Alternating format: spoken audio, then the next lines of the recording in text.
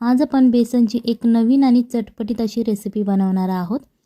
या रेसिपीसाठी जास्त साहित्य लागत नाही, घरच्या घरी होणारी ही रेसिपी आहे। सगळ्यात पहिल्यांदा आपल्याला इथे 1 कप बेसन घ्यायचं आहे। तुम्ही तुमच्या घरात जी वाटी आहे त्या वाटीने मापून तुम्ही घेऊ शकता। त्याच्यानंतर अर्धा चमचा आपल्याला हळद घालायची आहे। हळद ही कलर येण्यासाठी घालतो आणि आपल्या शरीरासाठी सुद्धा खूप छान असते। थोडंसंच मीठ घालायचं आहे, चवीनुसार नाही घालायचं, फक्त अशी चिमूटभरच हे मीठ आपल्याला घालून घ्यायचं आहे। नाहीतर तुम्ही चवीनुसार घालाल तर ते खारट होईल। थोडंसं फक्त चुटकीभरच आपल्याला घालायचं आहे। याच्यानंतर अर्धा कप पाणी घालून घ्या आणि हे छान असं आपल्याला मिक्स करायचं आहे। हे मिक्स करताना लक्षात ठेवा की यामध्ये गाठी बिलकुल नाहीत राहिल्या पाहिजे। सो तुम्ही तशा प्रकारे ते मिक्स करून घ्या की एकही गाठ यामध्ये राहणार नाही। तुम्ही हाताच्या मदतीने सुद्धा आणि छान अशा गाठी फोडून घेऊ शकता। तुम्हाला दिसत असेल बघा, यामध्ये एकही गाठ शिल्लक राहिलेली नाही। अशा प्रकारे हे पीठ आपण तयार करून घ्यायचं आहे। पीठाची कन्सिस्टन्सी ते तुम्ही लक्षात ठेवायची आहे की या चमच्यावरून हे पीठ लगेच घसरत नाहीये, म्हणजे थोडंसं हे घट्टसरच पीठ आहे। सो अशा प्रकारेच आपल्याला ही कन्सिस्टन्सी ठेवायची आहे। हे पीठ तयार झाल्यानंतर एका ग्लासमध्ये आपल्याला ते ओतून घ्यायचं आहे। तुमच्याकडे छोटासा कप असेल तुम्ही त्यामध्ये ओतलं तरीही चालेल। व्हिडिओ आवडत असेल तर व्हिडिओ लाईक करा आणि जर तुम्ही चॅनलवर नवीन असाल तर चॅनलला सबस्क्राईब करा, जेणेकरून येणाऱ्या नवनवीन व्हिडिओजचे अपडेट तुम्हाला लगेच मिळतील। इथे आपल्याला एका कढईमध्ये तेल गरम करून घ्यायचं आहे आणि ही अशा प्रकारची छोटी खिसणी घ्यायची आहे। ज्या खिसणीने आपण आलं खिसतो ती ही खिसणी आहे। सो त्या खिसणीवरती आपल्याला हे पीठ ओतून घ्यायचं आहे आणि अशा प्रकारे हा झारा हलवत हलवत हे पीठ खालच्या बाजूने पडलं पाहिजे। तुम्हाला दिसत असेल बघा की छान छान गोल गोल असे हे बॉल्स यामध्ये पडत आहेत। काय काय मोठे सुद्धा पडत असतील। सो टेन्शन घ्यायची गरज नाही, ही रेसिपी करायला खूप सोपी आहे। ही तुम्ही मीडियम आचेवरती फ्राय करून घ्या। इथे लक्षात ठेवायचं आहे की छान अशी कुरकुरीत अशी आपल्याला तळून घ्यायची आहे। जास्त कलरही येऊन द्यायचा नाही, पिवळसरच असा कलर राहिला पाहिजे। सो अशा प्रकारे तुम्हाला हे फ्राय करून घ्यायचं आहे। ही रेसिपी तुम्ही जेव्हा तुमच्या घरात पाहुणे येतात तेव्हा सुद्धा बनवू शकता। दिवाळीसाठी किंवा असंच जेव्हा तुमची इच्छा होते ही रेसिपी खाण्याची तेव्हा तुम्ही ही बनवू शकता।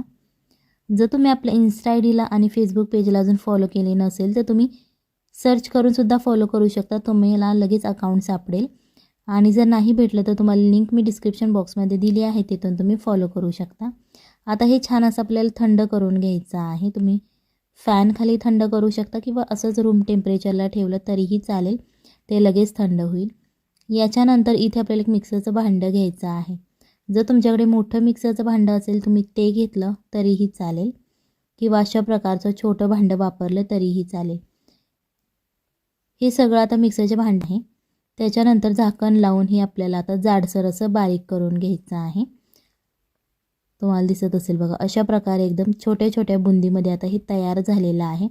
एकदमही त्याचं पीठ करायचं नाही। याच्यानंतर इथे आपल्याला 1 कप पाणी घ्यायचं आहे। मोजून तुम्हाला पाणी घ्यायचं आहे, कमी किंवा जास्त घालायचं नाही। 1 कपपेक्षा तुम्ही थोडं कमी घेतलं तरीही चालेल। याच्यानंतर अर्धा कप आपल्याला इथे साखर घ्यायची आहे। ही साखरेचं जे प्रमाण आहे ते तुम्ही तुमच्या इच्छेनुसार करू शकता, कमी जास्त। जर तुम्हाला गोड कमी आवडत असेल तर तुम्ही साखरेचं प्रमाण कमी केलं तरीही चालेल। आता जेव्हा आपली साखर विरघळते त्याच्यानंतर हे पाणी छान असं उकळून द्यायचं आहे। थोडीशी या पाण्याची क्वांटिटी कमी झाली पाहिजे, जास्तही एकदम कमी करायची नाही। तुम्हाला दिसत असेल बघा, मगाच्यापेक्षा थोडंसं पाणी कमी झालेलं आहे।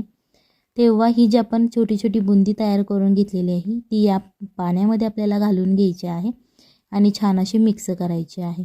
यामध्ये गाठी बिलकुल तयार नाही झाल्या पाहिजे, अशा प्रकारे तुम्हाला हे मिक्स करायचं आहे। जरी 1-2 गाठी तयार झाल्या तर तुम्ही चमच्याच्या मदतीने त्या फोडू शकता। आता इथे लक्षात ठेवायचं आहे की तुम्हाला हे मीडियम आचेवरतीच करायचं आहे।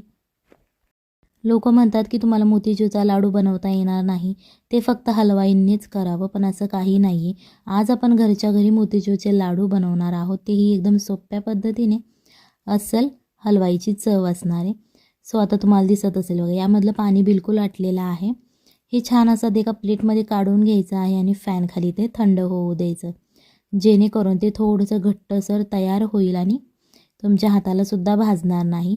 जेव्हा हे पीठ तुमचं थंड होईल तेव्हा तुम्हाला याचे छोटे छोटे असे लाडू करून घ्यायचे आहेत। तुम्ही तुमच्या इच्छेनुसार याला शेप देऊ शकता. बर्फी टाईपसुद्धा तुम्ही हे बनवू शकता. तुम्हाला जेवढा मोठा गोल आवडत असेल तेवढे तुम्ही लाडू करू शकता किंवा अशा प्रकारे हे पेढ्यासारखे सुद्धा छोटे छोटे त्याला शेप देऊ शकता. सो ही रेसिपी एकदा नक्की घरी ट्राय करा, आपल्या फॅमिलीला खाऊ घाला आणि मग मला कमेंटमध्ये सांगा कशी झाली होती. सो अशा प्रकारे आता आपण हे सगळे गोळे तयार करून घेणार आहोत. तुम्ही याच्यामध्ये ड्रायफ्रूटसुद्धा घालू शकता जर तुम्हाला आवडत असतील. तुम्हाला जे ड्रायफ्रूट्स आवडत असतील तुम्ही त्याचा वापर करू शकता.